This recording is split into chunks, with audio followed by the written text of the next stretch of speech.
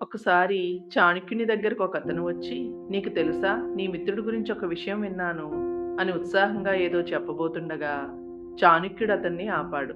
"నా మిత్రుడి గురించి చెప్పే ముందు, ఒక నిమిషం నీవు చెప్పే విషయాన్ని కొద్దిగా ఆలోచిద్దాం. నేను 3 ప్రశ్నలు అడుగుతాను" అన్నాడు చాణక్యుడు. మొదటి ప్రశ్న, "నీవు నా మిత్రుడి గురించి చెప్పేది ఖచ్చితంగా నిజమని నీకు తెలుసా" అని అడిగాడు. అతడు, "లేదు, ఎవరో అనగా విన్నా" అన్నాడు.